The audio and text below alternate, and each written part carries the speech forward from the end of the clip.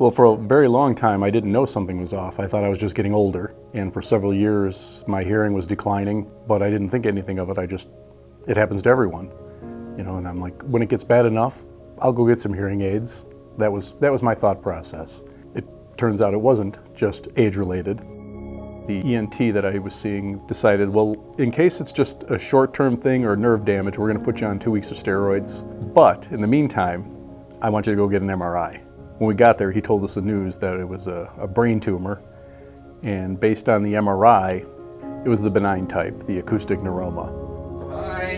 Hello, Dr. Prabhu. How are you? Good to see you. It wasn't really until we met with Dr. Prabhu that we found out, you know, how serious it was, and that's when it really started to hit me. I was like, oh my gosh, you know.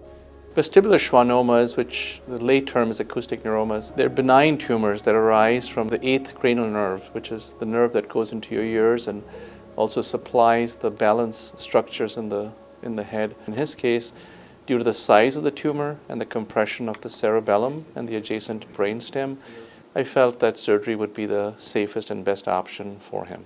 I really, really trusted him. He made me feel so good and confident, and he kept on saying, I'm going to treat you like I would my own brother.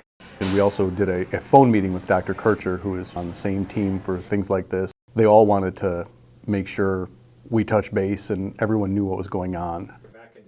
I knew from the beginning, even before Scott did, that this is where we needed to be. Scott's surgery went really well. Dr. Kircher did a beautiful job with the surgical approach. The approach has to be done very delicately. The neurotology role is perform the initial approach in order to open up the bone behind the ear to get the neurosurgeon down to the place where they need to be to remove the tumor. Studies have shown that team approach improves patient outcomes. The surgery lasted 13 and a half hours. They were very careful with my facial nerve. The reason I'm here is they have state-of-the-art nerve monitoring during the entire surgery. There was constantly people coming and going and checking on him and what steps were needed next. Scott did very well with surgery. In some of these cases, the patient will ultimately lose the hearing in that ear. We have a fantastic audiology staff that deals with these situations on a daily basis. I have bicross hearing aids. The one on the left is just a receiver and a transmitter, and it transmits the sound over to my right hearing aid, which boosts my right ear a little bit, but then also feeds in the sound from the left.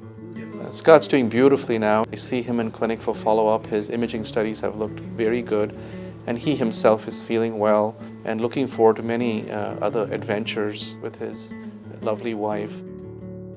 He was in good hands. I trusted them 100%, and I'm so glad we did, because I can't imagine any better outcome than what we have right now.